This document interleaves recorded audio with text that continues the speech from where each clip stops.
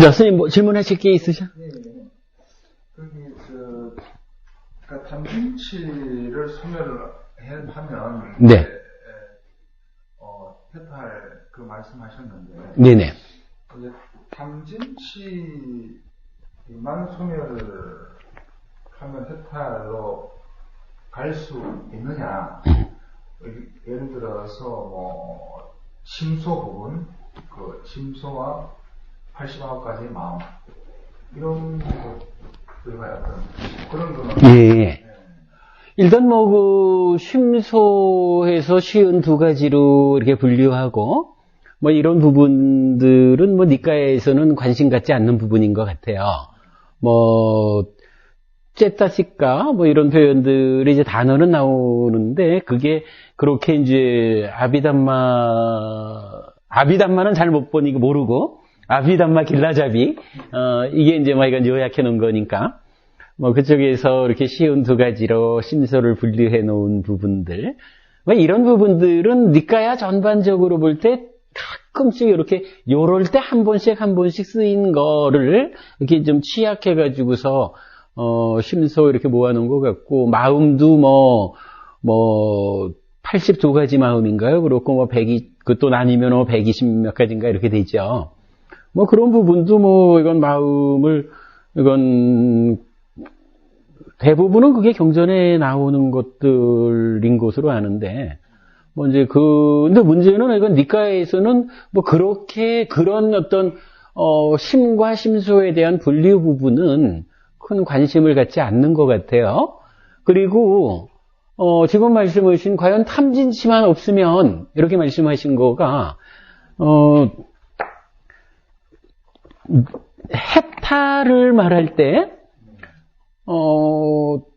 탐진치가 비어있다라는 표현을 해요. 탐진치가 완전히 소멸했다. 탐진치가 비어있다라는 것을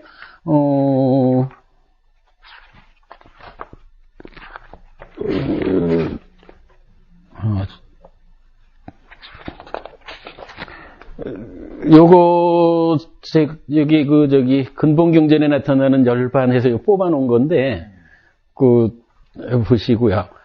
뭐 열반과 관련한 그런 부분 있지만 기본적으로 이제 해탈을 말할 때는 찢다가 그러니까 요 말에 그대로 거꾸로 해요. 찢다가 탐진치로부터 벗어난 것을 해탈이라고 말하고, 그러면 해탈한 상태가 열반이잖아요?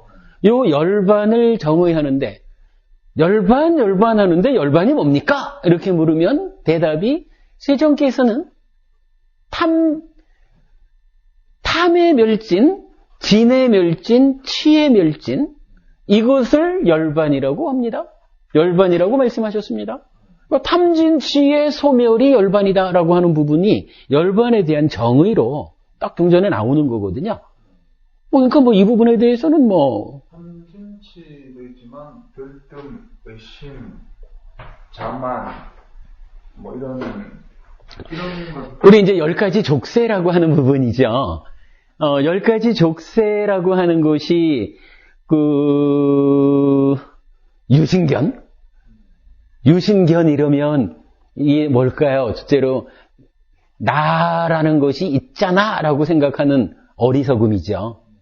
치에 속하는 거고, 개흠치 이래도 어떤 개나 을의 의식에 잘못된 것에 묶여서 이런 것도 어리석음이죠. 의심 이것도 어리석음에 들어가고, 그 다음에 까마찬다 해가지고, 그러니까 10가지 족쇄 중에 이제 4번째로 나오는 게, 까마찬다 해가지고, 여기 까마, 즉, 외적 대상에 대한 욕망에 대한 지향성, 이게 좀 하여간, 풀기가 어려운 건데, 하여간 요게 이제, 우리가 보통 말하는 욕심, 이, 외적인 대상에 대해서 욕탐을 일으키고 내 마음이 그쪽으로 향하는 약간 욕심과 관련된 거예요, 요게. 그 다음에 5번째가 부야바다 이래가지고 약간 분노하는 마음, 늘 요거는 분노하는 마음과 폭력적인 거, 이게 2가지 같이 한다 그러잖아요. 그거 진이죠. 그러면 넷째와 다섯째는 탐과 진에 속하는 거고, 1, 2, 3은 치에 속하잖아요. 그리고 나면 이제 여섯 번째가, 루빠라가 해가지고, 색계에 대한 욕심, 뭐, 색계에 대한 탐, 이렇게 나오는 거죠. 하여간 잘 모르지만은, 하여간, 내가 색계 중생으로 산다는 것이 얼마나 행복한가 하는 데 대한 묶임, 이런 거겠죠. 그러니까 그건 욕심에 들어가는 걸 거고, 일곱 번째가 아루빠라가 해가지고, 무색계 세상에 대한 욕심, 묶임, 이런 거거든요. 그리고 나면 이제 여덟 번째가 마나라 그래서 이제 자만심이라고요. 거기에 이제 내가 있다라고 하면 내가 있으니까 남과 구분해서 내가 남보다 내가 너보다 낫잖아.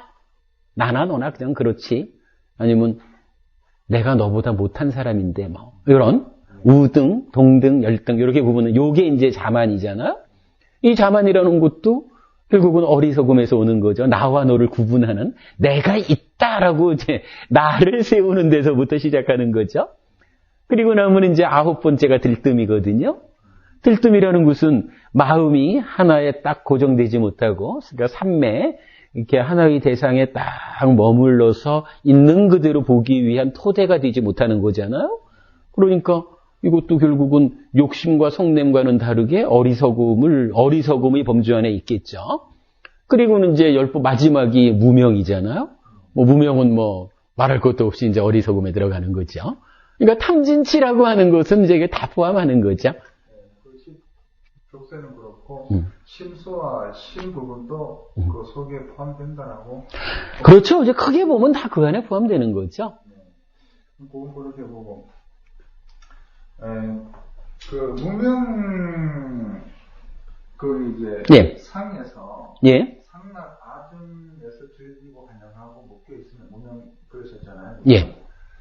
그 부분과, 이제 그 부분이 무명의 한 단면으로, 무명의 전체가 아니고 한 단면으로 보면 되겠습니까? 아, 그렇죠. 우리가 이제 제가 지난주에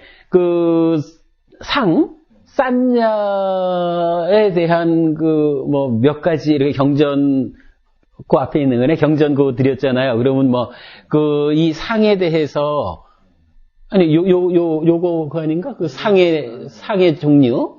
그래서 7가지로 설해진 거, 10가지, 9가지, 10가지 설해진 거 이랬잖아요. 그러니까, 그 상에 대해서 기본적으로는, 그러니까 가장 밑바닥에서 문제가 되는 거는 상락아정이라, 그런데 이제 그 밑바닥에, 그러니까 가장 밑바닥에서 무명으로서 이 괴로움을 일으키는 바탕, 존재화하는 바탕, 기본적으로 상락아정 이 중에 아라고 하는 것이 나라고 하는 존재 요거니까. 그러니까 유신견도 여기에 들어가는 거고, 자만도 여기에 들어가는 거 다 그렇죠. 그러니까 이제 가장 그러니까 바탕에 깔려 있는 어리석음, 이제 그렇게 봐야 되는 거죠.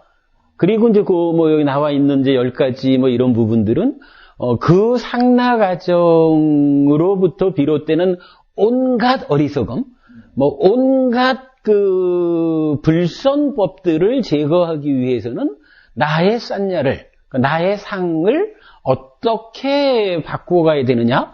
그런 식으로 해서 이제 7가지로도 말하고, 9가지로도 말하고, 10가지로도 말하고, 이래 된 거죠. 그러니까, 말씀하신 것이 약간 그거죠. 그러니까 막 하는데, 모든 것들의 가장 바닥에 있는 거. 그 개념으로 상락아정 보시면 되죠. 행 또한 요 베이스로, 그게 베이스가 된다라고 또. 아니, 요 행이라고 하는 것은, 그러니까 내 내면에 상락아정이라고 하는 전도된 견해가 그냥 있다라는 것으로 탐진치가 그러니까 일어나는 게 아니고, 그곳에 근거해서 내적인 행위가 있다는 거죠. 내적으로, 상락아정에 의해서 이 대상을, 그러니까 여기 이제 촉해서 생겨난 요게 경험이고 느낌이잖아요. 요 느낌에 대해서, 행위를 한다는 내적인 행위. 행위가 업이라고 하는 측면에서는 몸과 말과 만호의 행위로 해서 9번 취로 나타나잖아요. 근데 이렇게 겉으로 드러나는 행위 말고 내면적으로 그러니까 경험된 이 대상을 윈냐나가 이렇게 2차적으로 아는 여기에 개입한다라고 할 때, 요 경험한 그것을 어떤 식으로든 내적으로 작용을 하지, 작용이라는 측면을 즐기고 환영하고 묶여 있다라는 거로 표현을 해서 이런 거고, 상나가정 요거는 그 작용의 토대가 되는 거. 이렇게 이제 구분이 되는 거죠. 그러니까 하나의 그 작용, 행위를 말하는 거죠. 그러니까 이 상나가정이 베이스가 되고 이것과는 좀 다른 한 단계 이 표면화된 어리석음 이 얘기가 아니고 이 베이스로 되어 있는 상나가정이라고 하는 이 어리석음에 토대해서 작용하는 거. 그러니까 경험된 것을 마음이, 식이 아는 요 때에 개입해가지고, 있는 그대로 보지 못하게 작용하는, 작용성을 말하는 게, 즐기고 환영하고 묶여 있으면. 묶여서 작용하는 거잖아요. 베이스에 묶여서 어떤 의도. 아니, 그 개념보다는, 요런 베이스를 깔고, 요 앞에 이제 수잖아요. 경험, 느낌이잖아. 요 경험한 것에 대해서 즐기고 환영하고 묶여 있는데, 그러니까, 요 상나가정이라는 것을 베이스로 하고, 경험한 것에 작용을 하는 거라. 그러니까 경험한 것에 작용을 할 때에 상나가정이라는 것을 깔고 작용을 하니까 윈냐나가 그것을 2차적인 알무로 받아들이는 중간에 작용을 하는 거니까 설명이 좀 어렵나요? 애매한가? 근데 하여간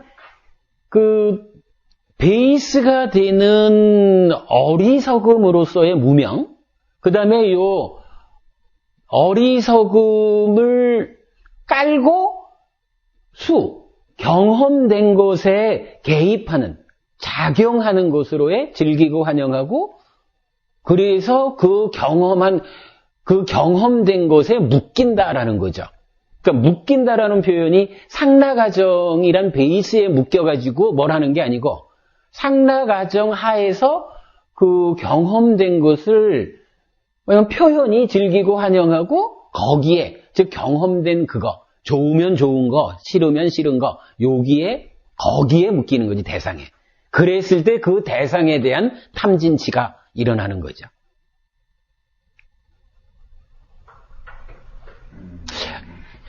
설명을 잘못했나요?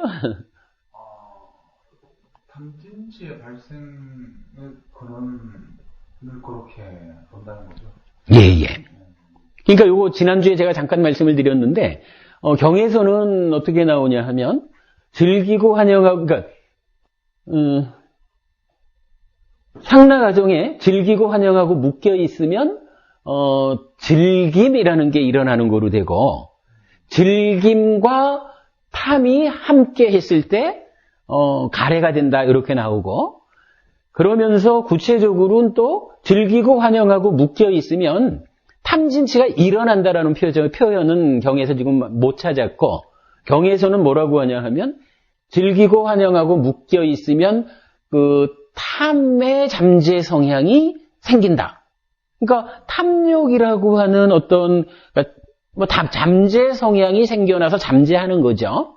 그리고, 마찬가지, 즐기고 환영하고 묶여 있으면,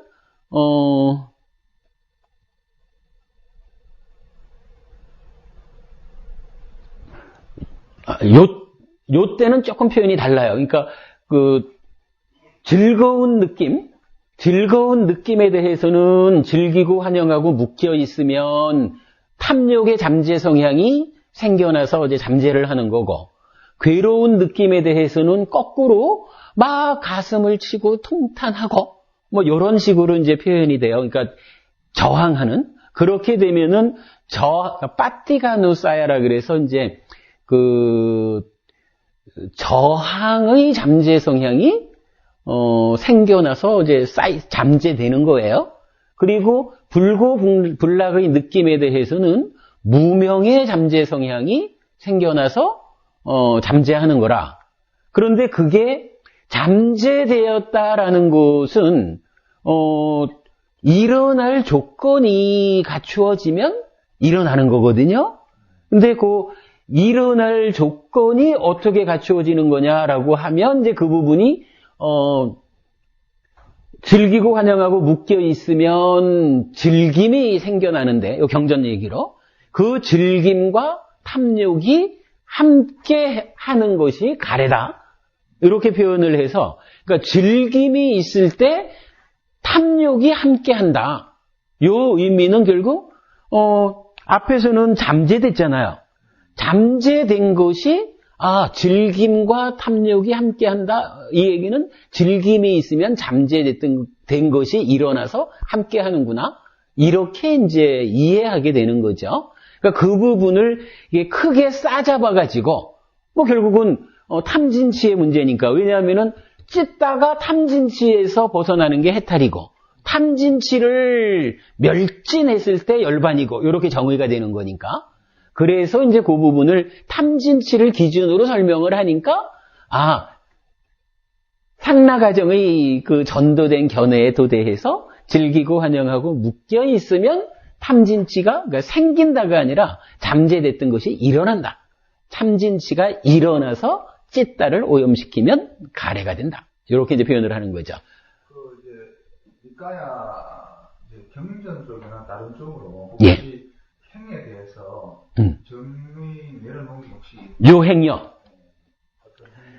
이 행은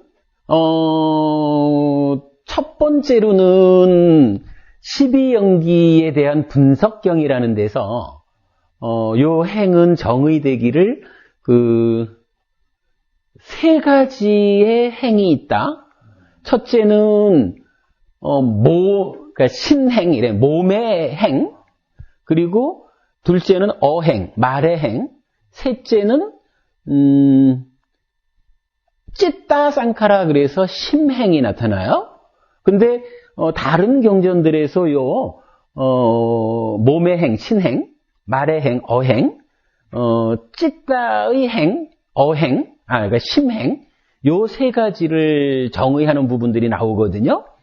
그랬을 때 이제 분석경에서 말하는 즐기고 환영하고 분석경에서 말하는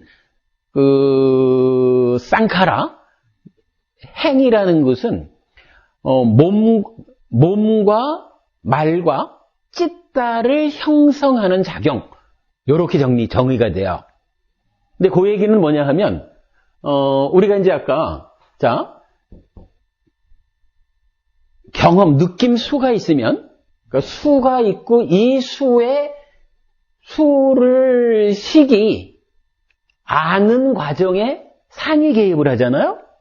그런데 방금 말씀드린 이 행에서 찌따 쌍카라 심행은 뭐라고 정의되냐 하면 수와 상이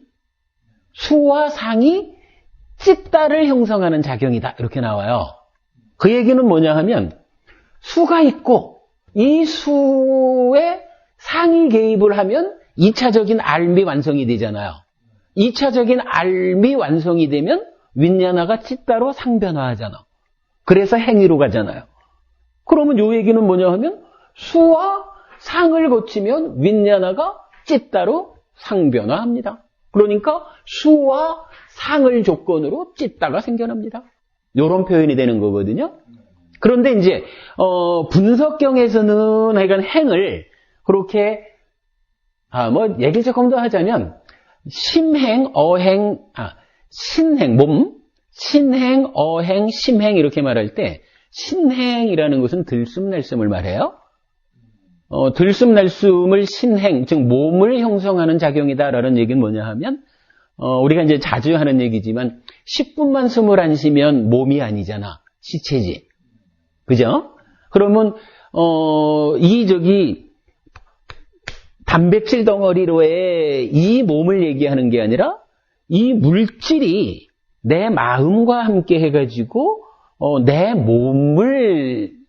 몸으로 존재하려면 숨을 쉬어야 되는 거야. 들숨날숨이 있어서 숨을 쉬어야 내가 살아있어야 이게 내 몸이 되지, 아니면 이게 몸이 아니라 그냥 물질 덩어리거든. 시체잖아요. 그런 의미로 이해를 할 수가 있어요. 그래서 행에서 이제 몸의 형성작용은 들숨날숨이다, 이렇게 정의를 하고, 그 다음에 두 번째로 말의 형성작용, 행 이렇게 말하는 것은 윗닦아 윗자라 이렇게 말을 해요. 윗닦아 윗자라 우리가 지난번에도 공부를 했죠. 일으킨 생각, 지속적 고찰.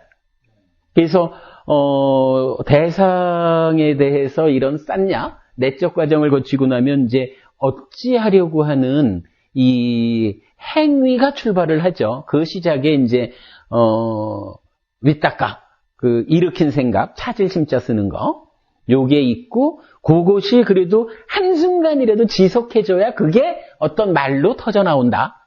요렇게 이제 설명해서, 윗닦아와 윗자라, 일으킨 생각과 지속적 고찰 두 가지가, 말을 형성하는 작용이다. 요렇게 하거든요. 그리고 이제 세 번째로, 심행 해가지고 수와 상이 찢다를 형성하는 작용이다. 이렇게 말을 해요. 그러니까, 요 얘기 이제 이해가 되죠. 요 그림상으로 보면 당연히 이런 과정을 거쳐서 경험, 느낌이 있고, 요 느낌에 대해서 싼냐가 개입을 해서 뭐 왜곡이 되든, 아니면 이 싼냐가 수준 높으면 왜곡 안 하고 있는 그대로 무상고부하로 뭐 이럴 수도 있죠. 어쨌든 수와 상의 두 단계를 거치면 식이 2차적 알물 완성시켜 가지고는 이제 찌따로 바뀌잖아. 그래서 수와 상이 찢다를 형성하는 작용이다. 마치 호흡, 숨을 쉬어야 이 몸뚱아리가 내 몸이 되는 것처럼 수와 상이라는 두 가지를 거쳐야 윗냐나가 찢다라고 하는 행위의 주체로서 성립한다. 이런 의미로 이제 나와요. 그런데 이제 그런가 하면 이거는 먼저 워낙이 12연기에 대한 분석 의경에서 딱 나와 있는 거니까, 저처럼 이렇게 해석하느냐, 거꾸로 해석하느냐는 해석의 차이는 있지만, 이건 유명한 거라. 이게, 행이라는 것은 이렇게 세 가지. 그러니까 이제 요렇게 설명되니까,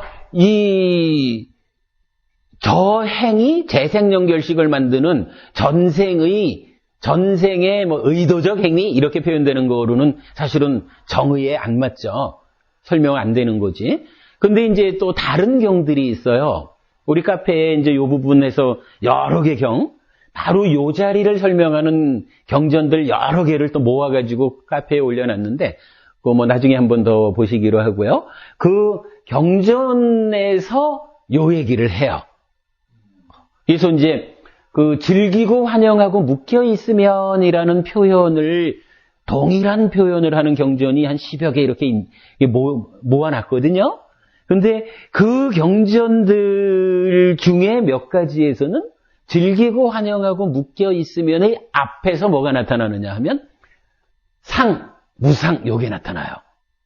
그러니까 즐기고 환영하고 묶여있기 앞에, 정확하게는 즐기지 않고 환영하지 않고 묶여있지 않으면을 말하고 그 앞에 무상이 나타나요. 그러면 그 얘기는 뭐냐 하면, 무상이 있다는 건 무상고 무하니까 무상 다음에 즐기지 않고 환영하지 않고 묶여있지 않으면 요 얘기 순서가 정해지잖아요. 그 얘기는 뭐냐 하면 두 갈래길 중에 다른 갈래길로 보면 무상고 무하 다음에 즐기지 않고 환영하지 않고 묶여있지 않으면이니까 요거는 갈래길의 방향에서 보면 상나가정 이후에 즐기고 환영하고 묶여있으면이 있다라는 것이, 그러니까 경전적으로 이렇게 확인이 되는 거라.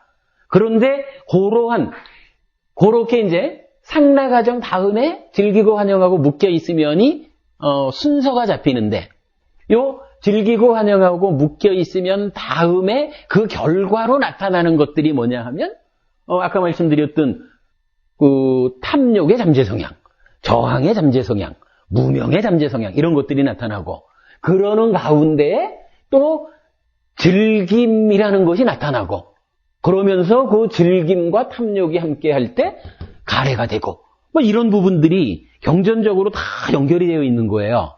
요거를 찾아내지 못하는 거지. 그래도 어쨌든 우리는 공부를 통해서 이런 걸 찾아냈잖아요. 그러니까 요게 순서가 잡혀주는 거라. 요렇게 순서가 잡혀주니까 이것이 바로 쌌냐 상을 의미하고 그리고 또 다른 경전 지난번에 나눠드린 그 상에 대해서 나눠드린 그 경전에도 보면 이 상이라는 것이 상나가정이라는 상이 있고 아니면 무상고 무아라는 상이 있고 해가지고 이 상나가정이라는 것이 쌌냐 구체적으로 쌌냐의 내용이다라는 것이 또 제공이 되어 있잖아. 그러니까 이제 그런 부분들 이런 순서 잡힌 것 중에 시작인 상나가정이 상이니까 이게 다 경전적으로 여기저기 흩어져서 설명되고 있지만 그것을 찾아가지고 모으면 이런 그림이 완성이 되는 거죠. 제가 그린 그림이 따지면 한마디도 경전이 말하지 않는 것을 제가 가정해가지고 한 건 없다고 봐야 돼요. 12연기는 예. 모든 삼라만상을 표현하는 어떤 돌아가는 방식을 하는 거라고 보십니까? 아니요, 저는 그렇게 안 봐요. 12연기는 우리가 살아가는데 괴롭다. 이 괴로움이 어디에서 왜 괴로울까? 요걸 따져보니까 부처님께서 고진멸도 사성제를 얘기한 거고요. 그 중에 괴로움이 원래 있는가? 조건 지어져 있다? 라고 해서 그 조건이 뭐냐? 왜 괴로우냐? 라고 따지니까 한마디로 가래 때문에 괴롭다 하고 고진멸도 사성제 중에 집성제가 가래다 이렇게 말을 하거든요. 그러면서 이제 요 가래를 전후해가지고 지금 보면은 찢다가 8번이잖아. 그 전에 쭉 이런 과정을 거쳐서 가래가 생기고 가래 이후에 쭉 이런 과정을 거쳐서 괴로움이 생기잖아. 그죠? 근데 이 12연기가 예. 동물, 인간, 천상 그러니까 그 범위가 어디로 그냥 모든 생명이죠. 그러니까 모든 생명이 아니지. 그러니까 우리가 이제 중생이라고 말하는 식물 이렇게는 안 들어가는 거고 윤회하는 모든 중생들의 윤회하는 실상이 이건 거죠. 그래서 아까 제가 이 말씀을 드린 거잖아. 요 쌌냐하고 욕계, 색계, 무색계라고 하는 3개, 세계관이 1대1로 연결되어 있다. 그래서 쌌냐의 과정이 얼마나 돌덩어리 같이 딱딱하냐에 따라서 탐진치가 강력하면 지옥도 가는 거고 짐승도 되는 거고 아기도 가는 거고 이렇다 하는 얘기가 방금 예수님 말씀하신 대로 모든 중생들이 사람만 윤회하는 건 아니잖아요. 근데 이건 12연기는 이제 모든 중생이라 하고 그러면 우리가 식물이나 돌덩이 이 지구의 어떤 생성 과정 이런 거는 12연기는 재석이 안 된다는. 그거는 기본적으로 그거는요 부처님의 관심사항이 아니에요. 부처님은 이렇게 존재하는 이 삶, 그러니까 우리의 현실적인 삶 가운데서 왜 괴로우냐? 요걸 따지는 게 부처님이거든요. 그러니까 이제 우리가 자주 하는 말로 그거잖아. 부처님이 45년 동안 하신 말씀을 요약하면 나는 오직 고와 고묘를 말했을 뿐이다.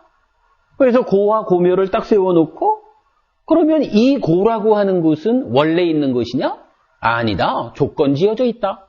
그 조건이 뭐냐? 가래다. 가래만 있으면 괴로우냐? 가래를 전후한 괴로움의 발생 과정이 있다. 이래서 이제 12연기가 나오는 거고 이 가래를 제거하면 괴로움이 소멸한다. 이 가래를 제거해서 괴로움을 소멸시키는 방법이 뭐냐? 그러니까 도성제해서 팔정도가 그 자리에 들어가는 거죠. 뭐 요런 관계로 있는 거지. 부처님은 예를 들어서 저런 거. 작년에 이제 일본에서 쓰나미가 막 몰아치고 지진 때문에 뭐 막 이래 했잖아요. 이렇게 천재지변이 일어나는 이거를 업이라고 해야 됩니까? 어떤 사람들은 그거를 업장의 문제다. 또 뭐 일본 사람들의 공업이다. 뭐 이렇게 말하는 사람들이 있죠. 근데 이 부분에 대해서는 공부한 사람들은 아주 비판적으로 얘기를 해요. 자연현상은 자연현상일 뿐이다.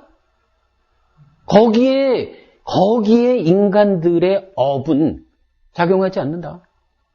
물론 이제 거기에 슈퍼맨식으로 뭐 단층에다가 폭탄을 갖다 놓고 터뜨려서 이런 거는 행위가 들어갔으니까 업의 문제죠. 그러나 그런 거 공상영화 말고 이 실질적인 삶에서 일본에 지진이 일어나서 쓰나미가 왔든 몇 년 전에 인도네시아 쪽에 쓰나미가 와서 몇십 명이 죽었든 이런 것은 우리의 어떤 업과 관계하는 게 아니거든요. 그냥 자연현상일 뿐이라. 자연현상하고 업하고는 달라요. 그렇게. 식물에 이렇게 식물이 씨가 돼서 자라고 죽고 이거는 시영경 해석이 안 되겠네. 안 되죠. 예. 그런 거는 해석 그 부처님이 관심 갖지 않은 부분이죠. 예. 그것 또한 조건과 인과 과 조건과 결과 그런 걸로 해석이 뭐 가능하겠죠. 가능은 하겠지만 그게 괴로움의 문제로 나타나지는 않겠죠. 물론 그거를 이제 역으로 그렇게 안 보고 어떻게 하면 식물을 잘 키울까? 뭐 예를 들어서 농사를 잘 져가지고 쌀을 많이 수확을 해야 우리 삶이 행복하다. 이런 거는 그 식물 자체의 문제가 아니라 식물을 대상으로 하는 우리의 업이죠. 그러니까 업을 잘 지으려면, 그러니까 수확을 잘하려면 어찌해야 될까? 이렇게 들어가는 것은 업의 문제죠.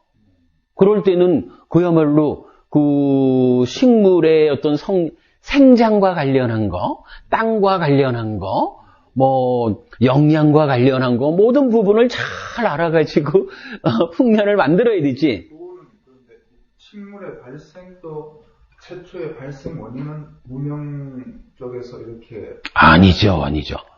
이 무명이라고 하는 이 12연기의 지분들은 누가 대상이냐 하면 그 외도의 주장경이라는 경전에 보면 그런 표현이 있어요. 그 육계로서 모태에 든다. 그러니까 육계라는 건 이제 지수화풍 공식 이래가지고 이제 결국 죽으면 우리 마음이 식이 모태에 든다 하는 얘기고 모태에 들어서 이제 명색을 만나고 아무래도 이제 식이 있으면 명색이 만나지는 거죠. 그래서 이제 명색과 만나가지고 오온을 구성하죠. 그러면 그 가운데서 딱 어떤 이야기를 하냐 하면 느낌을 느끼는 자라는 표현이 나와요. 느낌을 느끼는 자에게 고진멸도 사성제를 설한다. 부처님이 고진멸도 사성제를 설한다라고 할 때 그 집성제가 가래고 12연기고 그렇잖아요. 그러니까 12연기를 누구한테 설하느냐? 누구한테 설하느냐라는 얘기는 누구한테 적용되느냐 이런 의미라고 봐야죠.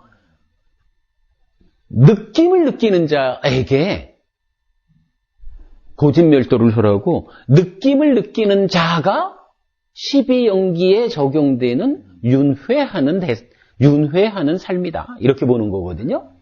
근데 이제 식물이 물론 이제 우리가 뭐 과학적으로 여러 가지로 식물도 마음이 있고 뭐 이렇게 이제 이야기를 하지만 이게 이제 우리가 실제로 식이라고도 불리고 만호라고도 불리고 찢다라고도 불리는 이런 마음이 있어가지고 마음이 대상을 감각해서는 삼사화해가지고 알고 경험해서 알고 행위하고 이런 삶을 사는 거하고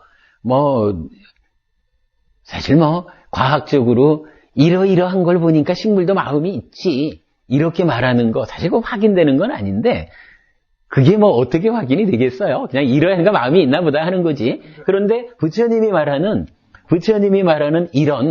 이렇게 그 십이연기적으로 자기 삶을 살아가는 그런 중생하고는 식물하고는 다르다고 보는 거예요. 그래서 그러니까 지금 여기서의 무명과 행은 중생, 수를 느끼는 어떤 중생에 대한 그런 무명과 행이라고 한다면 아까 말한 어떤 순환이라든가 자연의 어떤 식물의 자랑 이런 거에는 무명과 행이 개입이 없는 거죠. 없다라고 지금 말씀하시는데. 아니 잠깐만요. 거기서 무명이라는 게 뭐냐 하면 근본적으로 가면은 상라가정이라 그래가지고 모든 존재는 신이 창조한 거라서 항상 하고 이렇게 그 고정불변의 실체를 갖는 거고 요런 따지면 생각인 거란 말이에요. 땅이 이 대륙의 지각판하고 저 대륙의 지각판하고가 이게 이렇게 와가지고 만나면서 지진이 일어났다. 이럴 때에 이 대륙판하고 이 대륙판하고가 어떤 그런 생각하면서 생각의 과정에서 한번 붙어볼래? 해가지고 가서 부딪히느냐? 그건 아니잖아. 그냥 물질적인 어떤 현상이 일어나는 것 뿐이죠. 그래서 우리가 진영, 실상, 반향, 이런 거에서, 이제 불각, 어떤 생멸심, 이런 게 발생되는 거는 그게 무명 때문에 발생한다. 어떤 그렇게 얘기를 한다면 이 지구의 발생, 식물의 발생, 이 윤회 과정 또한 무명에서 윤회가 돌아가는 거를 꼭 인간 수를 느끼는 중생에 한해서 무명과 행을 나타내다라고 한정이 될까? 그거는 모르죠. 다만 경전에서 부처님이 그렇게 말씀하셨으니까 부처님을 기준으로 하면 그렇게 되는 거예요. 근데 부처님을 기준하지 않고 왜 그걸 꼭 거기에만 두느냐? 이 생명이라는 것, 우주라는 것도 다 유기체 아니냐? 유기적인 존재의 어떤 조건 관계니까 그것도 포함시키자? 이렇게 말하면 가능해요. 다만 부처님 생각하고 다를 뿐이야. 근데 이제 아니 우리가 이거는 정체성을 분명히 해야 되는 게 우리가 어떤 과학적인 어떤 시각을 가지고 공부하자라고 하는 사람들이 아니고 부처님은 우리 삶을 어떻게 설명했는가? 이것에 의지해서 우리의 괴로운 문제를 해결하자. 요거 하는 게 불교거든요. 그러니까 정체성이라는 면에서 볼 때는 분명히 부처님이 경전에서 나는 이렇게 느낌을 느끼는 자들에게 사성제를 설한다 라고 했으니까 그렇다. 나도 느낌을 느끼는 자니까 나의 문제도 사성제로 12연기로 접근해서 풀어야 되는구나. 이렇게 우리가 접근할 수 있는 거지. 부처님이 그 대상에 포함하지 않은 이런 세상의 문제를 할 수 있지 않는가? 할 수 있을 수도 있겠지 맞고 틀리는 거는 몰라도 일단 부처님은 우리가 기준을 부처님에 둔다면 둔다면이 아니라 이건 우리는 기준을 부처님에 두고 공부하는 거잖아요. 그러니까 부처님 말씀에 의하면 기준이 그렇단 말이에요. 그건 그렇게밖에는 달리 설명이 안 되죠.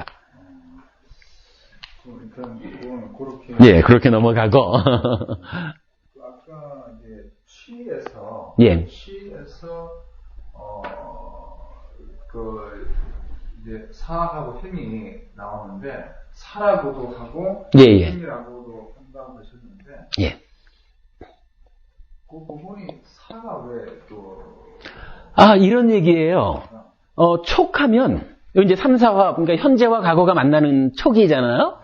촉하면 어떤 일이 생기냐 하면 수도 생기고 상도 생기고 사도 생긴다라고 해서 촉구생수상사라고 이제 한문으로 말을 하고 니까야에서도 촉해서 생겨나는 수, 촉해서 생겨나는 상, 촉해서 생겨나는 사 이렇게 다 요 수상사의 관계가 설명이 돼요.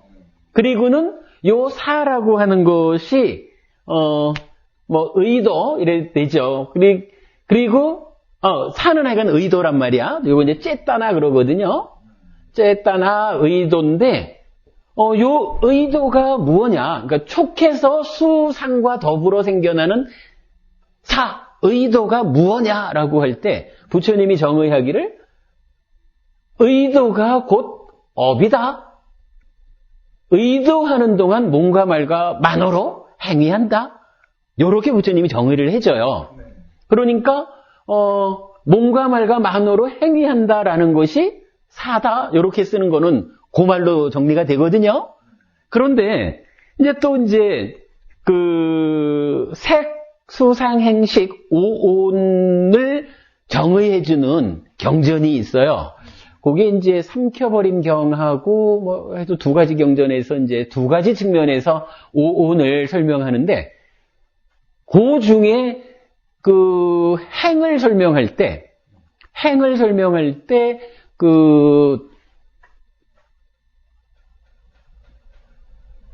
시작이 저기잖아. 안이비설신의 색성향 미촉법.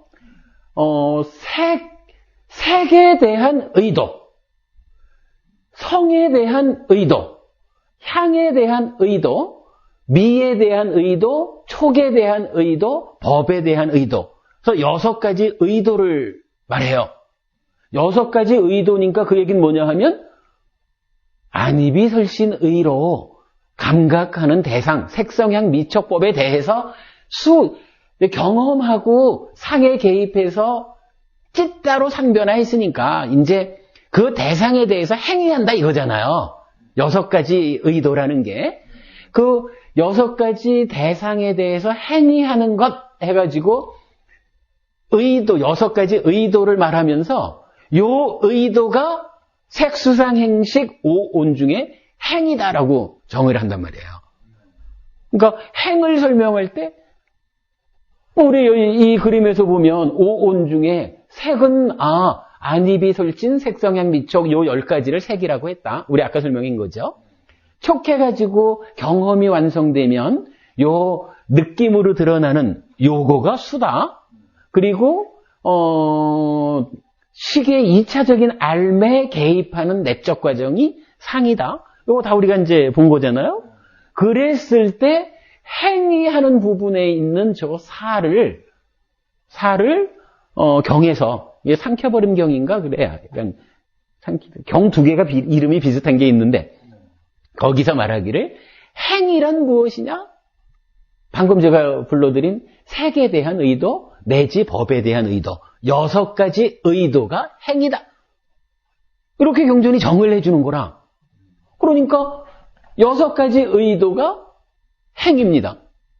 제 얘기가 아니라 경전 얘기지 뭐. 이거 질문 잘하신 거예요. 이 부분 잘 몰라요. 근데 분명히 경에서 그렇게 말을 해요. 그 사를 의도로 보고 의도는 업이고 그거는 그대로 행이고. 이건 경전 말씀입니다. 그 생각사가 의도로 나타난다는 거죠. 사유할. 아니, 생각사 자체를, 사를 번역한, 그러니까, 째따나라는 빨리어를 번역할 때 생각사자를 쓴 거지. 그리고 이 생각 사자를 쓴 이 사, 쨌다나 자체를 업이다라고 부처님이 말을 했고, 그리고 이 사가 색성향 미촉법 6가지를 대상으로 생겨나는데 그 6가지 사를 행이다라고 정의했고, 경전에서. 그러니까 이게 다 같은 것이다라는 말이 이제 그렇게 설명이 되죠. 아니, 이렇게, 그러니까, 아니, 사실은요, 이게 이렇게 경전에 의해서 모아지지 않으면 사실은 사가 뭔지를 이해하는 것도 어렵고, 업이 뭔지 이해하는 것도 어렵고, 행이 뭔지 이해하는 것도 어려워요. 그러니까 우리가 경전을 하여간 전체적으로 경전을 보는 것이 열심히 보다 보면 이게 모아지잖아요. 그럼 이렇게 모아져서 그림 그려지고, 그림으로 그려진 상태에서 쨌다나가 산데 그게 업이고 그거를 행이라고 한다고 경전에서 설명을 해줬다. 그럼 이게 하나로 모아지는 거지 뭐. 요거 가지고 고민할 일이 없잖아요. 우리 공부가 이런 방향에서 굉장히 좋은 공부예요. 이걸 만약에 아비담마 공부하는 식으로 하자면 사를 설명하기가 얼마나 어렵고, 사도 심소의 하나로 들어가던가요? 수상은 심소의 하나로 다 들어가. 사도 꿰떠나도 들어가지, 심소의 하나로. 이게 7가지 공통된 거가, 그죠? 7가지 공통된 게 수상사, 촉, 작의, 그리고, 심일경성이 하나 들어가죠? 그리고 또 하나가 뭐더라? 또 하나가 뭐 있죠? 그래가지고 7가지 공통된 게 있잖아요? 그러니까 뭐 당연히 심소 중에 기본되는 심소가 요거지. 그리고 이제 해로운 심소에 탐진치가 들어가죠. 뭐 이제 그런 식으로 이제 되어 있지. 그러나 그런 식으로 품을 풀자면 이 쌍카라를 설명하긴 또 얼마나 어려워요. 근데 니까야 가지고 풀어보면 이게 어려울 게 아닌 거라. 이렇게 12연기가 반복순환의 고리구조로 풀어지면 이 상태에서 다 설명이 되잖아. 그죠? 우리가 이 고리구조를 하나 만들어내는 일이 어려웠지만 요 구조를 이해하고 요거 사실 먼저 그림으로 그려놓고 나면은 지난번에 드린 그림 중에도 이제 그려져 있죠. 뭐 그려놓고 보면은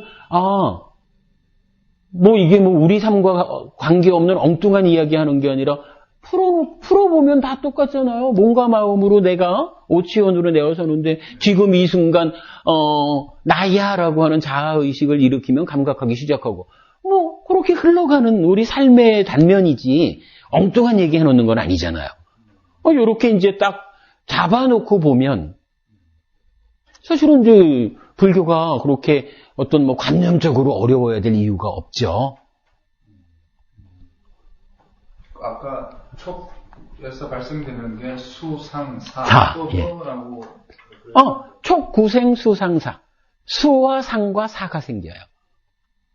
그럼 함께고. 예. 그 인변 들어간 거. 써드릴까요? 그러니까 수하고 상하고 사. 촉,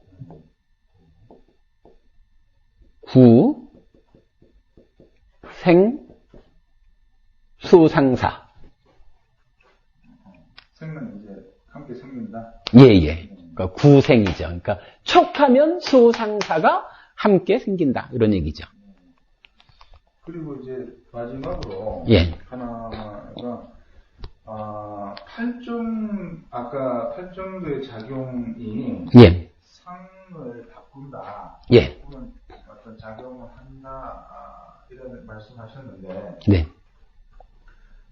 팔정도의 범위가 꽤 넓은데 요렇게 보죠. 뭐 제가 그 얘기하면서 요 얘기까지 했잖아요. 업을 3단계로 놓고서 그 중에 몸과 말의 행위를 바꾸는 것이 5개고 만호의 행위를 바꾸는 것이 뭐 보시 쪽도 있고 자비시사 사무량심이기도 하고 그 다음에 이 더 바탕에 있는 탐진치를 제거하는 것까지 이래 했잖아요. 그러면 몸과 말의 행위를 제어하는 게 팔정도로 보면은, 정어, 정업, 정명. 요 부분에 해당하고, 뭐, 계를 지키는 부분이긴 하지만, 그 다음에, 만호를 바꿔주는 부분이, 요게 사실은 지혜 쪽으로. 그러니까, 개정해로 볼 때는 지혜에서 정견, 정사유, 그 부분에 해당이 되는데, 그게 요 싼야까지를 포함해서 봐야 돼요. 포함해서 봐야 되고, 그 다음에 이제 정정진, 정념, 정정 세 가지가 남잖아요. 그 세 가지가 뭐냐 하면은 이 싼야 부분에서 상라가정을 무상고부화로 바꿔주는 테크닉이라. 그러니까 정정진은 이건 노력하는 거잖아요. 정념이 사념처거든. 그러니까 바른 싹띠라고 하는 것이 사념처 수행으로 정의가 되어 있어요. 그 다음에 정정이 뭐냐 하면 삼마사마디 바른 삼매인데 그게 초선부터 제사선까지 요 네 가지 선으로 정의가 되거든요. 요것이 뭐 하는 거냐 하면 사념처 수행에서 이어서 사마타 윗바사나, 사념처 사마타 윗바사나라고 하는 하나의 불교 수행, 불교의 불교 수행의 기본 틀이죠. 그걸 말하는 거거든요. 그게 하는 일이 뭐냐 하면 상라가정을 무상고부화로 바꿔주는 거거든. 그렇게 이제 팔정도가 설명되는데, 이 팔정도 부분은 다음 주에 이제 설명을 할게요. 지금 이건 우리가, 싼야에서 무명, 행, 그리고 올라가서, 가래, 그리고 가래 다음에 취. 요렇게 이제 설명되는 부분을 가지고 업을 세 가지로 이제 설명을 했잖아요. 그러면 요 자리에서 여기에 팔정도의 정어, 정업, 정명, 정견, 정사유인데 요 정견, 정사유는 약간 이 부분까지를 포함하고, 왜냐하면 요걸 거쳐가지고 만들어지는 정견, 요래 되니까. 그리고 이때의 요 무명과 행, 요것이 상락아정에 근거해서 일어나는 거잖아. 요 상락아정을 무상고부화로 바꿔주는 그 내용이 정진, 정념, 정정 세 가지. 그렇게 되거든. 그러면 팔정도가 바로 요거 하는 거라. 요거를 하려니까, 즉, 업을 세 단계로 정응해서 바꿔주는 요 팔정도를 하려고 보니까 이게 어디서 나와? 12연기가 설명되지 않고는 이 구조가 안 나오는 거잖아요. 12연기를 알아야 되는 이유가 뭐냐 하면 괴로움이 발생하는 과정이기 때문에 알아야 하지만 그 쓰임새는 뭐냐 하면 결국 12연기의 그 괴로움의 발생 과정을 바로 보아야 거기에 팔정도를 들이대가지고 바로 요 자리, 무명과 행에서 탐진치가 일어나는 요걸 끊어주는 이 일을 할 수가 있다는 거라. 물론 그 앞에서 이제 오계도 지키고 이런 부분으로 이 취에서 행위를 바꿔주는 게 다 이제 전제가 되지만 궁극적으로 보면 바로 요 자리에 작용해가지고 탐진치를 일어나지 못하게 뿌리 뽑는 작업을 하기 위한 토대가 되는 거죠. 그러니까 12연기하고 팔정도는 떼어서 말할 수가 없는 거라. 그러니까 팔정도가 상을 바꾸기 위해서는 이게 그냥 바뀌어지는 게 아니라 12연기를 다 통틀어서 팔정도의 어떤 접목을 시켜야 나중에 궁극적으로 상이 바뀌어서 해탈적으로. 그러니까 이제 12연기의 구조에 의해서 괴로움이 발생하잖아요. 그러면 그 12연기를 끊어주면 괴로움이 발생 안 할 건데, 근데 이 12연기가 아무 자리나 가서 끊자라고 해가지고 잘 안 끊어진다는 거거든요. 그러면 우리가 어떤 일을 하든지 간에 딱 맥을 짚어야 되잖아. 맥을 딱 봐가지고선 요 자리 요걸 찾아가지고 고기를 끊어줘야 되잖아. 그 맥이 어디냐를 찾기 위해서 12연기가 이해돼야 되고, 12연기가 이해되었을 때 팔정도를 들이대가지고 맥을 끊는 그 자리가 바로 요 무명행에서 애로 연결되는 요거다 이거죠. 그리고 바로 요 무명행에서 탐진치의 유무, 그것에 의해서 3번 식이 있기도 하고 없기도 하고, 요렇게 해서 12연기는 무명행 다음에 식으로 연결이 되죠. 아까 설명한. 그러나 팔정도가 딱 와가지고 지 역할을 하는 측면에서는 바로 요 무명행의 취로 연결되는 요 업으로 설명되는 요 자리. 그래야 저 부분을 정확히 알아야 팔정도를 정확히 들이대가지고 12연기의 틀을 끊는 거죠. 그럼으로써 그래 되니까 아까 여기서 바로 요거만 안 하면은 식이 머물지 않아서 그 얘기는 해탈하는 거고 열반이고 알아내는 거, 이 얘기가 뭐예요? 우리가 불교 공부하는 최종 목적 아니야? 그럼 요게 어디에서 되느냐? 바로 무명행에서 애로 연결되는 탐진치의 문제, 요 자리에서 끊어지면 되는 거잖아. 그러니까 팔종도가 이제 이 바이러스 퇴치제라고 했을 때 예. 주사기로 주입되잖아요. 그렇죠. 주사기로 꼭 들어가는 데가 이제 침투 구역인데. 그렇죠. 그러면 그 침투 구역이 어디가 되느냐? 그거를 그래. 어떤 사람들은 엉덩이에만 놔줘도 되지만, 어떤 사람은 엉덩이가 아니라 심장 부위에 직접 놔야 되기도 하고, 그 자리를 정확히 찾아줘야 병이 낫잖아요. 그런 맥락으로 이해할 수 있죠. 가만있어 봐. 법사님 이제 시간 됐는데 예, 적당히 일어나시고요. 스님 저거 얘기 더 하시면 되고요. 잠깐만요. 그리고 법사님, 일단 다음 주엔 제가 한번 좀 검토해갖고 오겠고, 다음 주 토요일 날은 내가 우리 정기 법회를 하긴 시작을 하려 하는데, 그때 시간이 괜찮으신지 한번 좀 봐주셔요. 예. 먼 길을 꼭 오셔야 되는 건 아닌데, 오실 수 있으면, 그래도 법사님께서 참석을 해주시면 좋을 것 같고요. 아니, 이제 좀, 뒤에서 봐야 돼. 예. 그러니까 미리 좀 검토하셔요. 수고하세요. 예, 들어가십시오. 예. 우리 침투, 하는 게 상의 어떤 변화, 일으켜야, 어떤, 이 상의 변화라는 거는, 어떻게 보면은, 아비담마에서 얘기하자면, 속행 쪽, 그게 한 생을 이끌어가는 그런 어떤 마음인데. 속행, 자화나 그 말씀이죠. 그런 거를 변화를 시키는 게 상의 변화가 아닙니까?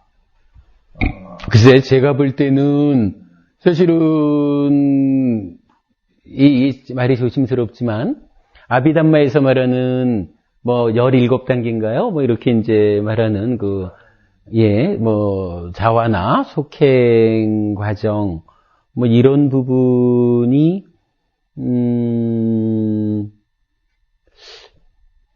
거기도 물론, 받아들이는, 문에서부터 시작해서 이제 유깁 쪽, 이래 해가지고선, 속행 부분은 제가 볼 때는 이 찢다 이후일 것 같아요. 그러니까 찢다 이후일 것 같은데, 사실은, 만호, 윈야나 찢다의 마음의 상변화 관계, 그러니까 심의식의 전개 과정을, 정확하게 짚었느냐라고 하는 부분에서는 잘 모르겠어요. 제가 이게 하여간 말이 좀 조심스럽죠. 근데, 이건 육문 인식 과정? 거기서부터 해서, 이건 자화나의 과정? 이래 나오는 게, 우리 표현으로 하여간 전개되며 정의되는 심의식?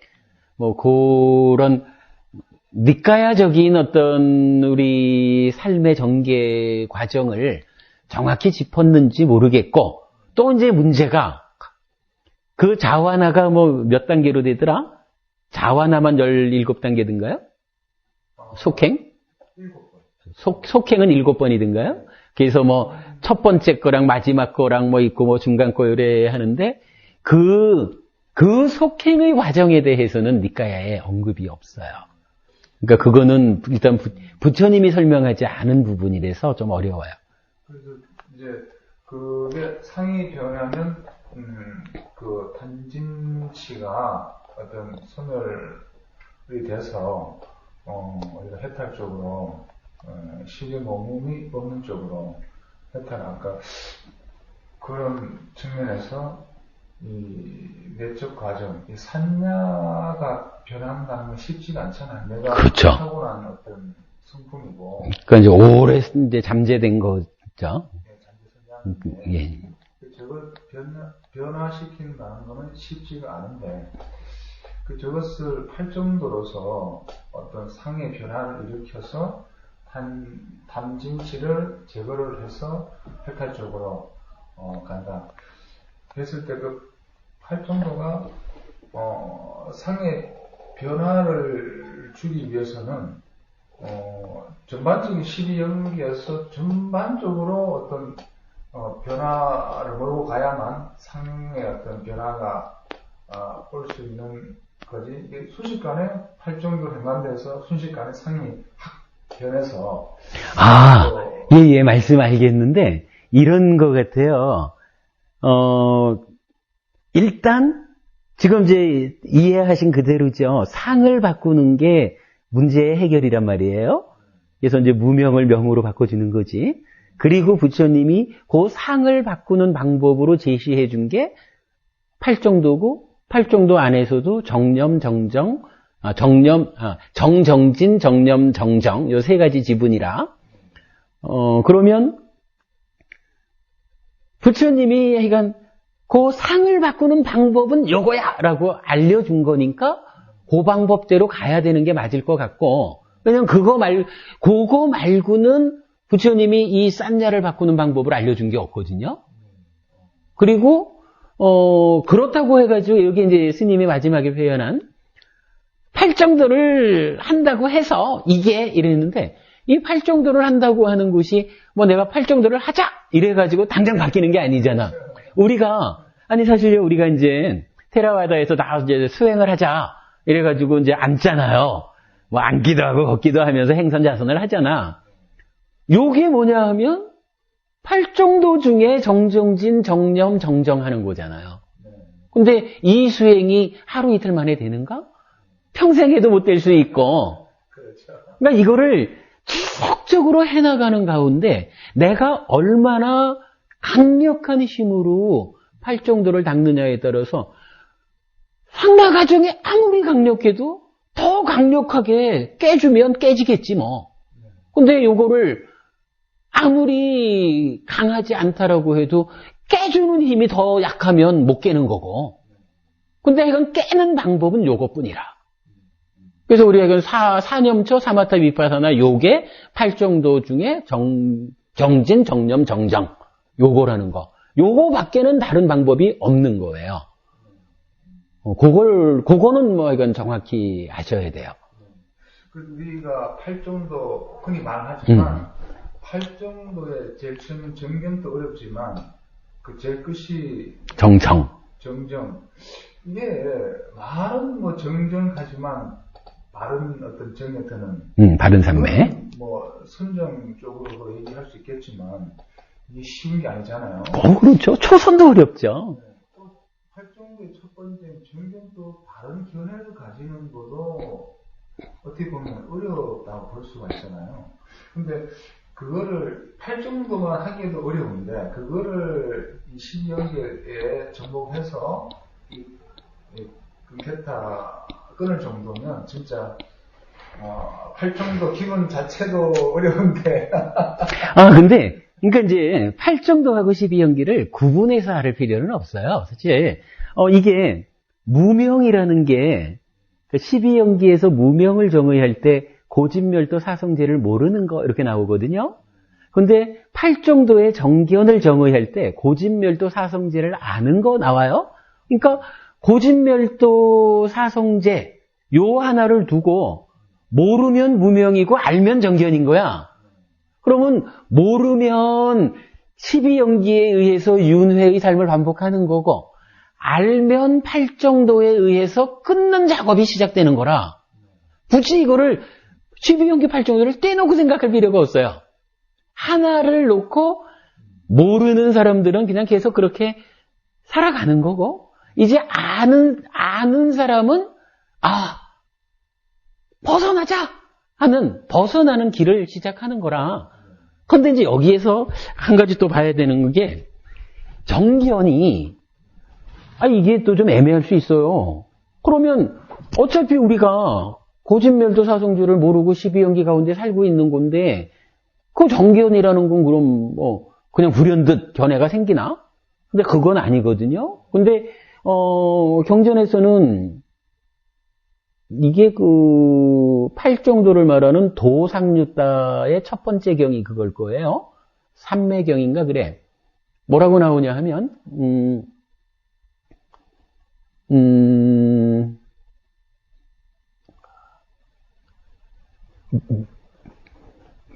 명지를 가진 자가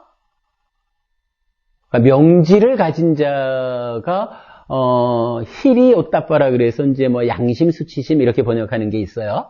명지를 가진 자에게 이 양심과 수치심이 있고 양심과 수치심을 갖춘 자에게 정견이 일어난다 이렇게 되든가 그래서 요 내용을 이제 제가 정리한 것에 의하면 지금 제가 이제 경전을 정확히 전달은 못한 것 같은데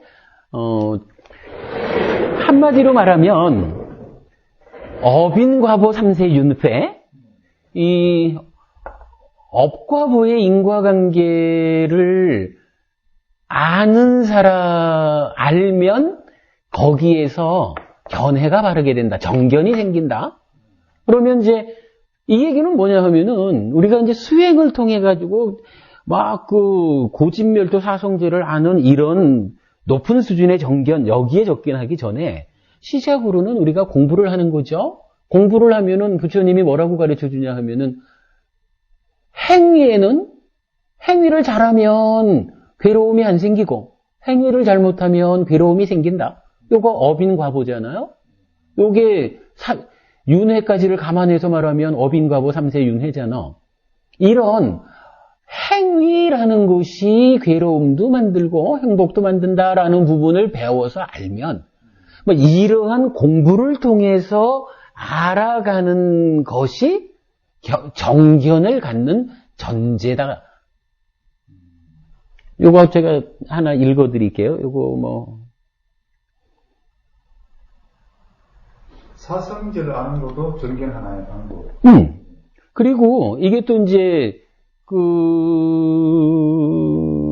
커다란 마흔의 경 같은 데서는요 어떻게 나타나느냐 하면은 선행하는 정견이라는 게 있어요. 그러니까 정정진, 정념, 그러니까 정견, 정정진, 정념 세 가지를 가지고 견해와 사유와 말과 행위와 생활, 즉 팔정도의 앞에 있는 5가지 요거를 바꿔주는 장면이 나타나는데 바꿔주는데 어떻게 바꿔주냐 하면 일단은 싹디 해가지고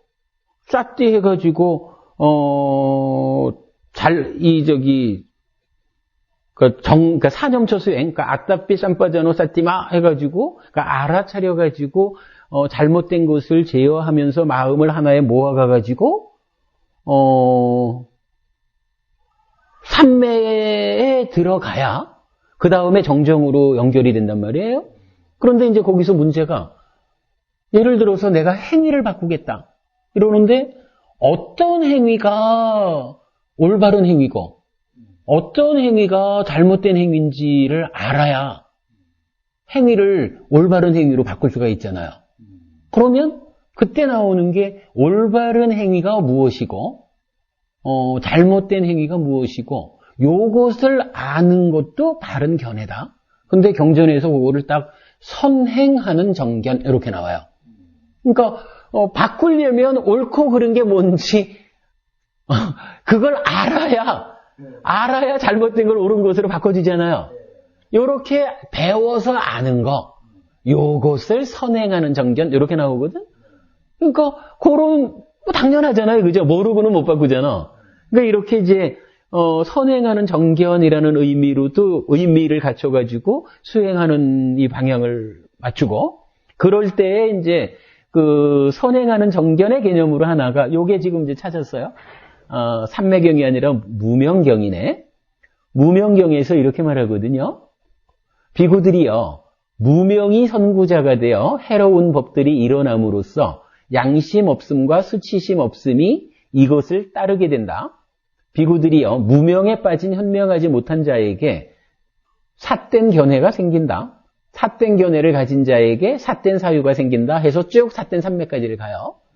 역으로 명지가 선구자가 되어 유익한 법들이 일어남으로써 양심과 수치심이 이것을 따르게 된다. 비구들이여 명지를 가진 현명한 자에게 바른 견해가 생긴다 해서 바른 삼매까지 가거든. 그러니까 팔정도를 말하는 바른 견해 앞에 뭐가 필요하냐 하면 여기서는 이제 명지, 위자, 명지 이렇게 표현을 했는데, 그러니까 바르게 아는 거를 필요로 한다 이거든. 바르게 알아야 견해가 바르게 되죠. 이럴 때 이제 저는 요 명지라고 하는 것이 어빈과보 삼세윤회를 바르게 알고 이것이야말로 내 삶의 전개 원리다라고 믿는 거. 요거를 이제 명지의 의미로 저는 이제 설정을 했는데. 뭐 그런 거지 뭐. 그러니까 좀 전에 선행하는 정견이나 여기서 정견 앞에 명지를 가진 현명한 자. 어빈과보 삼세윤회를 바르게 알아서 내가 착한 업으로서 행복해질 것이야. 뭐 요렇게 내 삶에 대한 알미 분명해야 거기서 정견으로부터 팔정도가 밟아지는 거죠. 뭐 요런 식으로 이제 팔정도가 설명되는 거거든요. 그러니까 이게 12연기는 저쪽에 따로 있고 8정도는 이쪽에 따로 있고 이렇게 볼 게 아닌 거라. 내 삶이 이런 과정을 통해서 괴로움이 생겨나는구나 하고 12연기를 바르게 이해해야 그때 12연기의 문제점을 아는 거, 요 아는 것을 토대로 해서 이제 바른 견해가 생겨나고 이렇게 해서 8정도가 가는 거고. 그때에 이제 이건 구체적으로는 각각마다 즉 이제 몸과 말의 행위는 8정도 중에서도 정어, 정업, 정명 이쪽에 해당이 되고 뭐 이렇게 봤을 때에 이제 이 싼야를 바꿔주는 부분이 그 정정진, 정념, 정정 요게 달리 말하면 사념처, 사마타, 윗바사나 요거거든요. 그걸 통해서 상을 바꿔주는 거라. 상나가정을 무상고 무화로. 이 내 바닥에 깔려있는 어떤 기준을 상나가정이야 라고 일어나지 않고 무상고 무화의 기준이 일어나서 대상을, 경험을 보게끔 이렇게 바꿔주는 거. 그거죠. 어렵다 설명.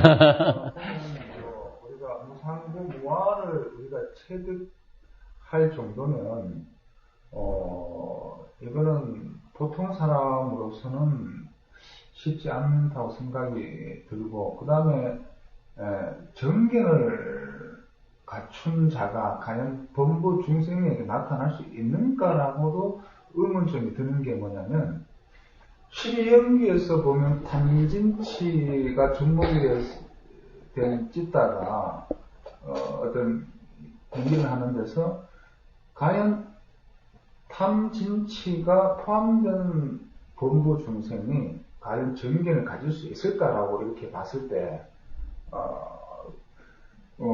완벽하게 무상고 무화를 체득해서 탐진치를 제거한 다음에 어떤 그 성인의 경지에서의 정견이 생긴다고 우리가 인정을 하겠지만 그게 안 된 상태에서 과연 정견이 생길까? 예, 맞는 말씀인데, 아니, 그래서 좀 전에 우리가 그 말을 참 잘한 거죠. 기본적으로 이제 정견이 완성된 상태의 정견은 아라한의 견해죠. 탐진치가 완전히 제거된 상태에서, 그러니까 탐진뿐만이 아니라 치까지, 그러니까 일체의 어리석음 없이 그야말로 세상의 이치를, 무상고 무아를 확실히 아는 상태, 이런 때의 견해가 뭐 아라한의 견해죠. 그런데 그런 정견만을 얘기한다면 참 곤란하죠. 근데 다행히 우리가 좀 전에 얘기한 게 뭐냐 하면 뭐 선행하는 정견. 그러니까 우리가 지금 이렇게 경전을 통해서 부처님 말씀을 배워 아는 거야. 우리가 솔직히 스님이나 저나 아직까지 우리가 그 탐진치를 제거했습니다 라고 말할 수 없잖아요.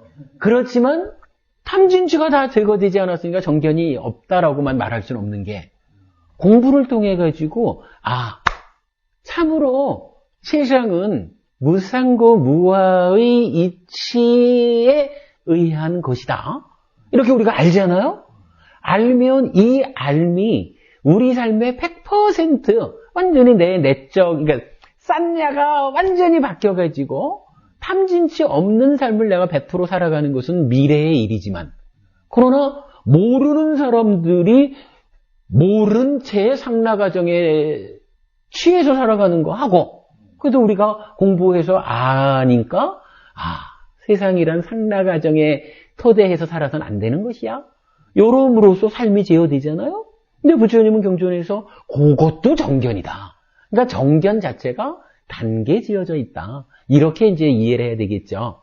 그러면 그래서 이제 우리가 그 팔정도 또는 계정의 사막을 이야기할 때 계속 뭐 계단 올라가는 식으로 계를 갖춰서 계는 이제 삼매에 도움이 되는 계죠. 그래서 이 계라는 것은 정어정업 정명이고 팔정도에, 그러면 이게 삼매에 도움이 되는 계니까 이 삼매라는 것은 이제 정정진, 정념, 정정이잖아요.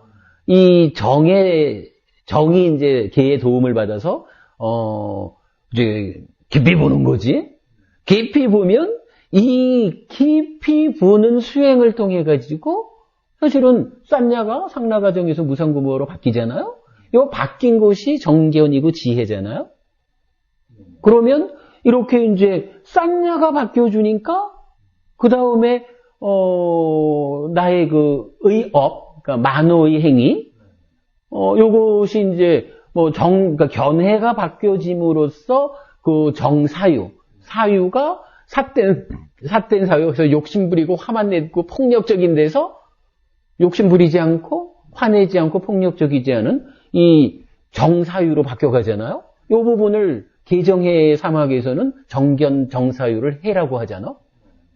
그죠? 그러니까 그러면 이렇게 정견 정사유 해가 늘어나면 이미 그 지혜로워지니까 그러니까 정어, 정업, 정명이라는 것은 당연히 뭐 만호의 행위가 깨끗해졌으니까 몸과 말의 행위는 저절로 깨끗해지는 거죠. 계정해라는 것이 이렇게 계속 돌고 돌면서 향상되어 가는 거잖아요.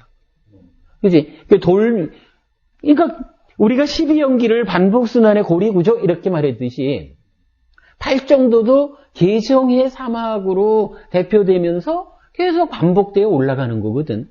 그러면 하나의 계단을 올라서 오면 거기서 또다시 계정해가 닦아지는 거고, 그래서 거기서 또 하나의 계단을 올라가는 거고, 이렇게 이제 많은 계단을 거쳐가면서 올라가는 거죠. 완성점이 아라한이 되는 거고, 우리는 지금 뭐 계단이 몇 개짜리, 그러니까 몇 계단짜리를 우리가 올라가고 있는지 모르지만, 그래도 우리가 지금 이만큼이라도 공부를 했다라는 것은 우리가 첫 번째 계단에 있는 건 아닐 수도 있어요. 그죠? 분명히 그건 우리가 뭐 자신 있게 말할 수 있는 거라.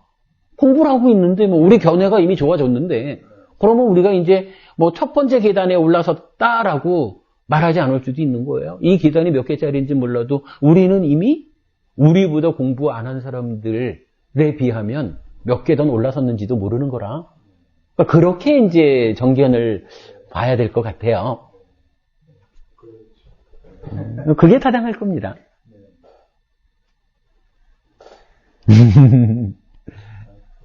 저녁 주저하시려면 또. 예, 사실은 오늘은 제가, 첫 번째 수업에는 이제 요 얘기를 하고, 두 번째 시간에는, 이렇게 이제 대화한다는 생각은 못하고, 뭘 하려고 그랬느냐 하면은, 지난 토요일 날, 불교화학연구회의 춘계 학술대회를 다녀왔어요. 거기서 이제 제가, 요번에 이제 주제가, 그러니까 열반이었거든. 열반을 주제로 초기 불교, 원효, 유식, 중관, 정토, 지론, 화엄, 법화 있죠. 천태. 그리고 또 하나가 뭐더라? 이래 해가지고, 그렇구나. 조사선 이쪽까지. 7단계로 나눠가지고 발표를 했거든요. 이제, 중간하고 또 마지막 종합토론하고 이럴 때 제가 이제 좀 질문 겸 발언을 좀 했는데, 정리를 해보니까 7개를 한 거야. 저도 꽤 완전히 발표자처럼 그랬는데, 주제가 이제 워낙이 열반 중요한 주제고요. 그래서 제가 몇 가지 발표를 한 거를, 우리 카페에 이번에 제가 이제 밖에 나가서 어떤 데 참석했다가 정리한 거, 그걸 가지고 이제 외부 행사 참석 후기라고 하는 메뉴를 만들었어요. 인터넷이 잘 안 된다 그랬지. 근데 외부 행사 참석 후기라는 데에다가, 불교학연구회 발언 정리해서 7개를 정리를 해놨는데, 요게 이제, 대부분이 이건 우리 요 주제, 기사 그렇죠. 12연기 풀어놓으면은 다 12연기 범위 안에 있죠. 그래서 이제 우리가 하는 이런 공부가 우리 밖에서 불교를 연구하는 분들과의 이런 만남에서 어떻게 이제 관계되는가 하는 것을 이제 좀 설명해 드리려고 그랬거든요. 근데 나중에 하여간 기회가 되면은 제가 충분하게 글로 적어 놨으니까, 인터넷에서 좀 보셔도 될 거고요. 기회가 되면은 좀 설명드리기로 하고. 그래서 요 얘기를 두 번째 시간에는 좀 설명을 드리려고 그랬거든요. 다음 주에 가셔도. 다음 주에 8정도 하고 요 얘기를 좀 해볼까요? 그래도 되죠, 아니, 이게, 예를 들어서, 수행을 하는데 열반이 우리 이런 이제 욕계, 색계, 무색계 이럴 때 색계, 무색계를 하면은 8개로 나뉘잖아요. 그리고 상수멸까지 하면 9개가 되고, 한 분이 주제 발표를 하시면서 불교 수행론에서 열반은 반드시 이 초선부터 상수멸까지를 다 가서 상수멸에서만 비로소 열반을 성취할 수 있다, 깨달을 수 있다, 이렇게 이제 주장을 하신 거예요. 그래서 제가 이제 우리 경전에 보면은 사실은 그렇게 이해할 수 있는 경전이 제가 보니까 25개 정도 경전이 이렇게 거의 모여가지고 한 그룹을 형성하고 있어요. 근데 이제 그렇다고 해도 딱 그렇게만 단정적으로 말을 못하는 게, 또 다른 경전들에서는 초선에서도 윗바사나 해가지고 번뇌를 뿌리 뽑을 수 있다. 그러니까 초선에서도 윗바사나로 아라한이 될 수 있다. 이렇게 나오거든. 그러니까 이 9단계 전체로 초선에서도 제2선에서도. 그러니까 수행의 체계를 말하자 그러면은 두 가지 체계가 함께 있는 거예요. 그러니까 일단 사념초 수행을 통해서 초선까지 가고, 초선에서부터 지속적으로 사마타 수행을 해가지고 제2선, 제3선, 제4선, 공무변처, 식무변처, 무소유처, 비상비비상처를 거쳐서 상수멸까지를 가고, 상수멸에서 비로소 윗바사나로 모든 번뇌를 뿌리 뽑아서 아라한이 된다. 요런 하나의 수행체계가 있는가 하면, 또 하나는 초선에서도 윗바사나 해가지고 아라한이 되고, 이건 번뇌를 소멸하는 거니까 직접적으로 하면 그렇게 표현되거든요. 제2선에서도 가고, 그러니까 꼭대기까지 가서 성취하는 한 가지 길이 있는가 하면 9단계 모두에서 각각 성취하는 예, 이런 두 가지 수행 체계가 지금 경전에서는, 제시가 되는 거거든요. 어떤 것이 더 타당하다라고는 모르지만, 여기서 하나, 말은 위파사나는 경전에 없어요. 그러니까, 마른 위파사나라는 게 사실 초선까지 안 가고도, 그냥 지금 누구나 이제 앉아가지고, 찰나삼매로 위파사나 한다 이거잖아요. 그런데 경전에서는 초선 이전에 뭐 한다라는 얘기는 전혀 언급이 없어요. 오직 초선까지는 기본적으로 가야 돼요. 근데 마른 위파사나를 하는 분들도 꽤 있잖아요. 많죠. 네. 그런 분들 한국에도 많죠. 근데 이제 그거는 희망의 문제가 아니라 희망으로 얘기하자면, 아니, 뭐, 우리가 조금 바꾸면요. 부처님을 조금 바꾸지 뭐. 수행체계만 바꿀 게 아니라, 부처님을 조금 바꿔가지고, 부처님한테 열심히 기도하면 깨달을 수 있습니다. 이러면은, 어렵게 앉아가지고 호흡을 보면서 이럴 거 없이, 부처님 하면 되잖아요. 근데 우리가 이걸 못 바꾸는 이유가 뭐냐 하면, 부처님을 바꾸면 그건 불교가 아니잖아. 그러니까 못 바꾸잖아요. 부처님이 말해준 대로 따라가는 게 불교지. 우리 하기 쉬운 대로 부처님을 바꿔가지고 가자 그러면 그건 불교가, 엄밀하게 말하면 불교가 아니죠. 그런데 수행 방법도 그렇죠.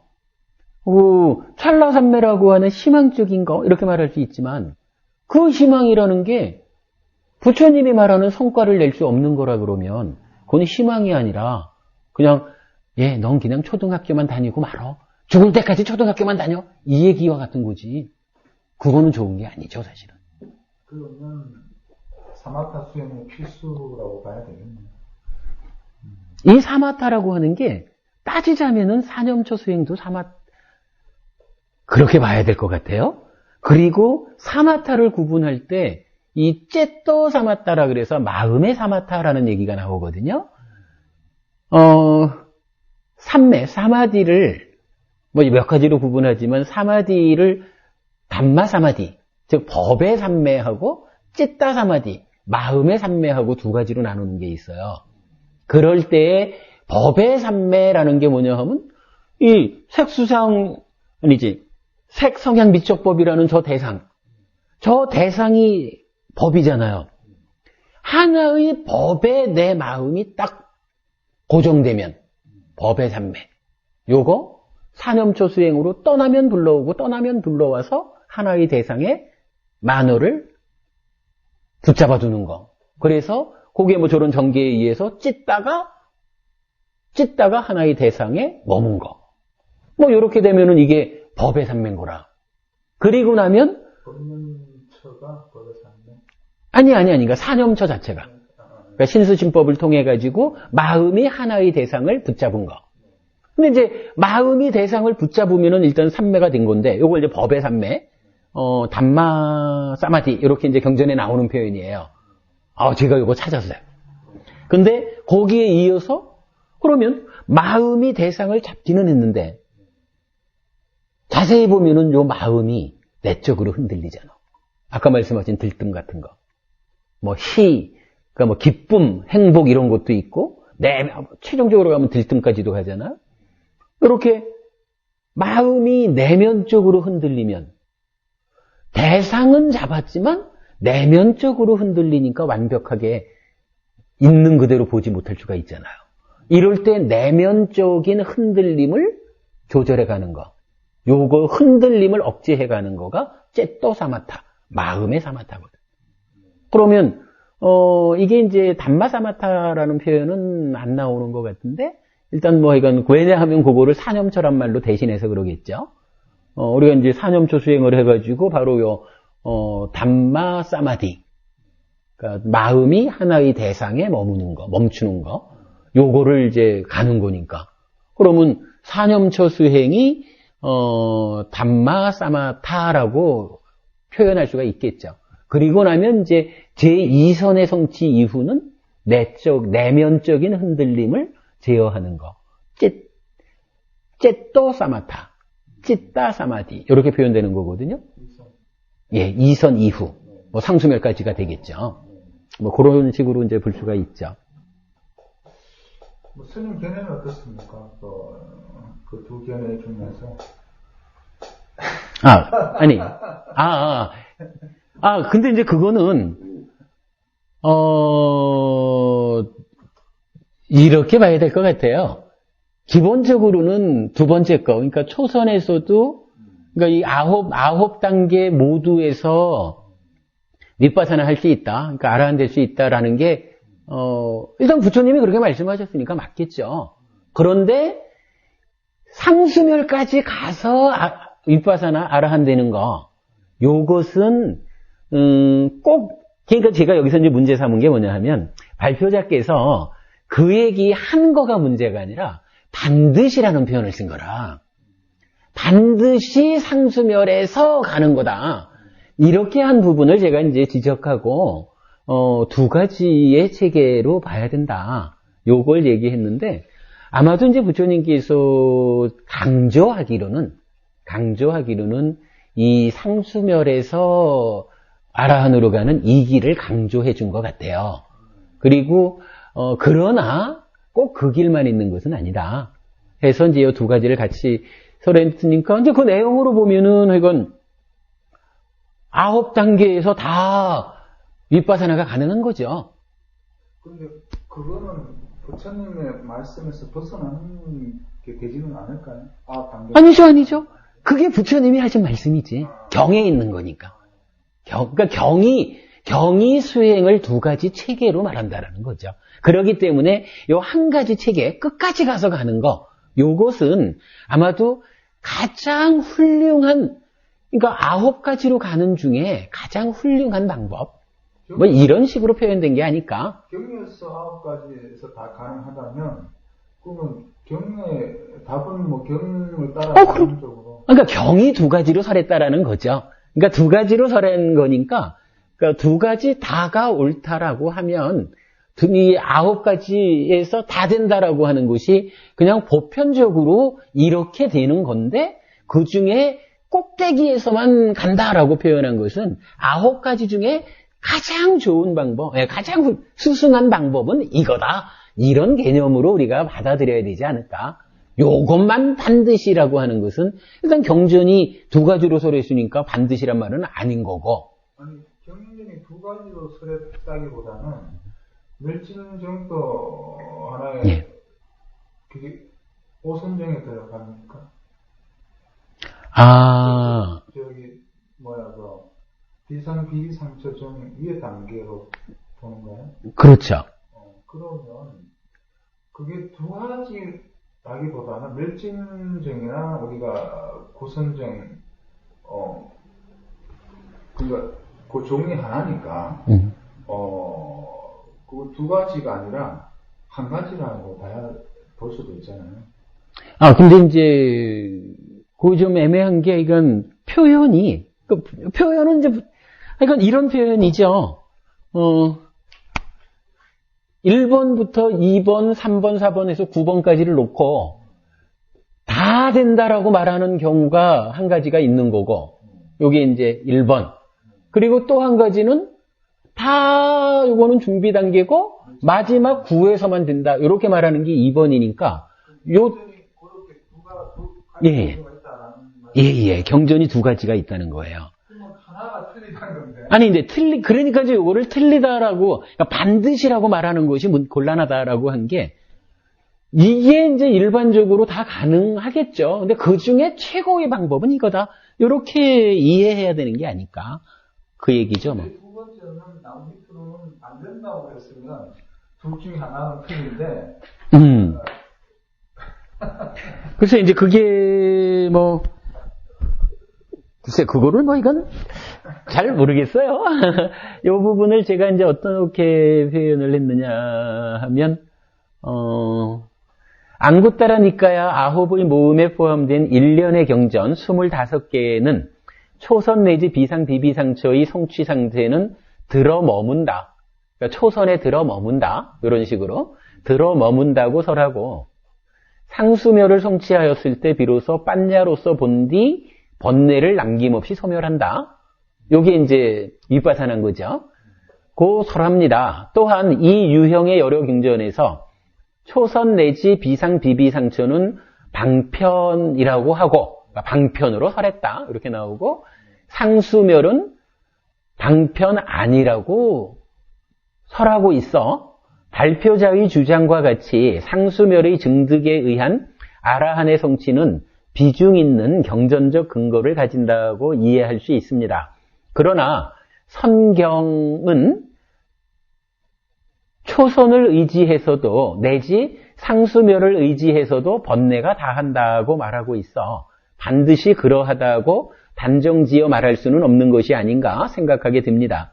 또한 아타까나가라의 경에서도 유사한 내용이 설해지고 있으니 이 또한 주목해야 할 것입니다. 이렇게 이제 표현을 했거든요. 뭐 쭉 좀 설명이 되어 있는데, 약간 요 내용이 이제 약간 제가 볼 때는 경전에서 두 가지 방법으로 아라한다는 것을 설했으니까, 그럼 두 가지가 다 부처님 말씀이다. 그럼 이 두 가지가 하나는 맞고 하나는 틀렸다 이렇게 보아야 되느냐? 아니면 이게 보편적인 경우를 부처님이 설할 때도 있고, 또는 그 중에 좀 수승한 스님 표현대로 아주 수승한 최종적인 방법, 뭐 요렇게 또 구분해서 설할 수도 있는 거고, 뭐 그렇게 이제 이해해야 되지 않을까. 그렇다면 여기에서 이제 반드시라고 하는 표현만 빼면 되지 않을까. 이제 그런 거죠. 답은 본인이 수행해서 가보면 또. 그러니까 사람마다 이제 방법이 다른 거겠죠. 그래서 저는 이제 요렇게 했네요. 그러니까, 이런 경전들에 의하면 부처님은 구차제정의 마지막에서 번뇌를 소멸하는 수행의 체계를 중시하신 것 같습니다. 그 마지막 가는 거를 이제 중시하신 것 같고, 그러나 선경 등에서의 설명 또한 간과해서는 안 될 내용이니 반드시 그러하다고 단정 지을 수는 없는 것으로 보아야 하지 않을까 생각하게 됩니다. 다만 발표자가 강조하였듯이 구차제정에 의한 깨달음이 불교 수행에 있어 그 비중이 매우 크다는 점은 이번 논문을 통해 확실히 드러났다고 할 수 있을 것 같습니다. 이렇게 말했거든요. 네. 그러니까 뭐 나중에 그래 다음 주에 이거 한번 얘기하죠. 뭐 이것도 얘기는 이건 또 많지. 하긴 이게 아침 9시부터 저녁 6시까지 한 거 중에 제가 좀 중요한 몇 가지를 얘기한 거니까.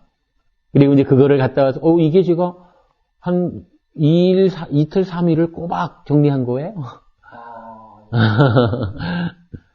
그게 서울서 했습니까? 예, 저 동국대학교에서 했어요.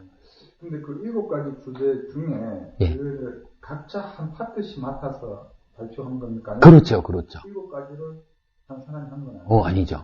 그 교수님 7분이 발표하고 논평하고 사회자 따로 있고, 그리고 마지막에 또 종합 토론은 다른 분이 또 하고. 그거 이제 교수가 자기 전공을 얘기를 하는. 그렇죠. 자기 전공이죠. 그 중에서 한 뭐 두 서너 가지를 하기는 벅차죠. 그럼요. 요건 아까 자료 쓰시는 것 같은데. 뭐 괜찮습니다. 가져가십시오. 아니 뭐 저거는. 예, 그거 제가 지금 다 정리 마친 거니까 괜찮습니다.